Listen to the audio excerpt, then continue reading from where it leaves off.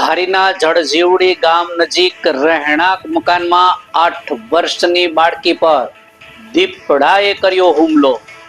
નમસ્કાર, સહજ જન સંદેશ સાથે હું છું ગોપાલ ભેસાણીયા।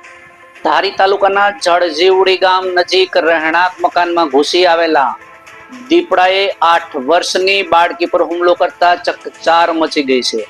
મળતી માહિતી મુજબ 8 વર્ષીય કૃષ્ણાબેન બાબુભાઈ પાટડિયા પર દીપડાએ અચાનક હુમલો કર્યો હતો અને બાળકી પર હુમલો થતા જ પરિવારજનો દોડી આવતા દીપડો ત્યાંથી ભાગી છૂટ્યો હતો।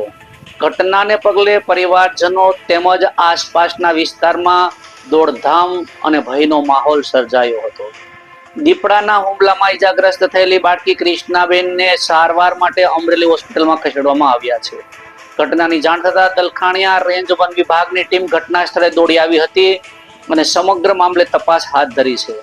હુમલાખોર દીપડાએ ઝડપી પાડવા વન વિભાગ દ્વારા 3 પાંજરા ગોઠવવામાં આવ્યા છે અને વિસ્તારમાં વન્ય પ્રાણીની અવરજવર અંગે પણ વન વિભાગ દ્વારા તપાસ કરવામાં આવી છે। છેલ્લા કેટલાય સમયથી વન્ય પ્રાણીઓના માનવ વસાહતો તરફ વધતા જતા હુમલાઓને કારણે સ્થાનિક લોકોમાં ભયનો માહોલ જોવા મળી રહ્યો છે। ગ્રામજનોએ વહેલી તકે દીપડાને પકડી સુરક્ષિત સ્થળે ખસેડવાની માંગ કરી છે।